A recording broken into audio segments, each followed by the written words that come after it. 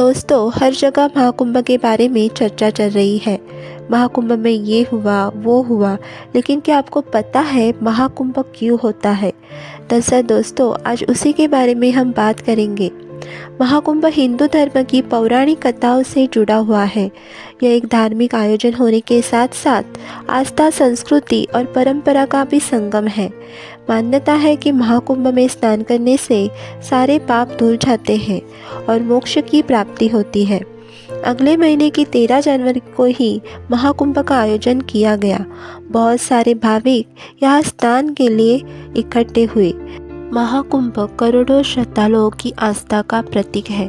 महाकुंभ न सिर्फ एक मेला है, बल्कि यह आस्था, परंपरा और हिंदू संस्कृति का संगम है। श्रद्धालुओं के लिए यह पवित्र एहसास है जिसका इंतज़ार सभी श्रद्धालुओं को बेसब्री से रहता है। हर 12 साल में ये आयोजन होता है। इस 12 महाकुंभ का आयोजन प्रयागराज में हुआ है। महाकुंभ कई सालों से चलता आ रहा है। इसका इतिहास काफ़ी पुराना है और इस महाकुंभ से जुड़े हुए कुछ रहस्य हैं जिसके बारे में हम जानते हैं।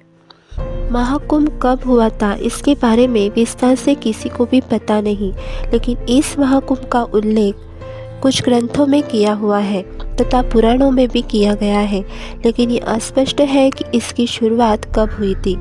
ऐसा कहा जाता है कि आदि शंकराचार्य द्वारा महाकुंभ की शुरुआत की गई थी और कुछ कथाओं से पता चलता है कि समुद्र मंथन के बाद ही इस कुंभ का आयोजन हुआ था और कुछ विद्वानों का कहना है कि गुप्त काल के दौरान इसकी शुरुआत हुई थी। कुछ ऐतिहासिक बातों से ये भी पता चलता है कि इसका आयोजन राजा हर्षवर्धन के राज्यकाल में आरंभ हुआ। प्रसिद्ध चीनी यात्री हेनसांग ने भी इसका उल्लेख किया हुआ है कि भारत यात्रा के बाद कुंभ आयोजन किया गया।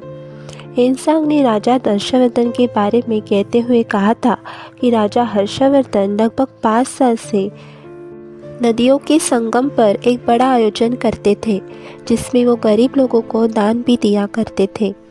महाकुंभ में 3 पवित्र नदियों का संगम होता है, जिसमें स्नान करना बहुत ही शुभदायक माना जाता है।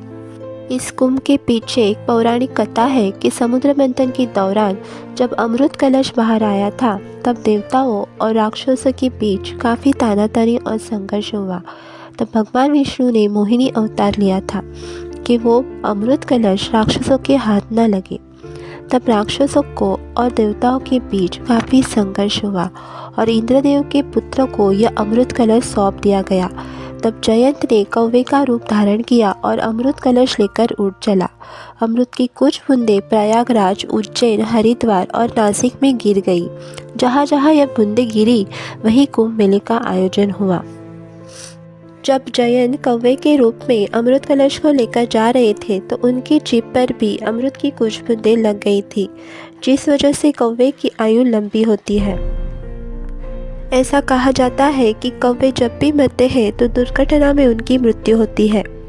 अमृत कलश लेकर जब जयंत भाग रहे थे तो कुछ बूंदें प्रयागराज, उज्जैन, हरिद्वार और नासिक में गिरी थी, इसलिए यहाँ कुंभ किया जाता है।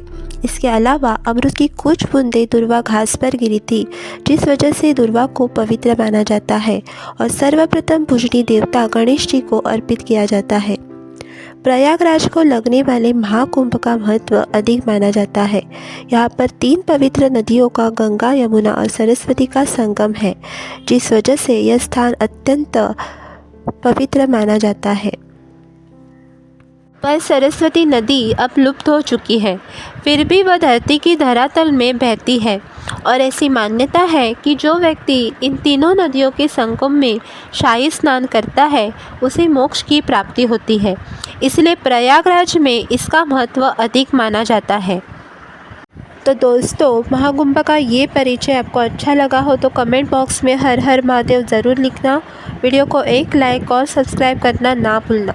मिलते हैं अगले वीडियो के साथ, तब तक के लिए टेक केयर एंड धन्यवाद।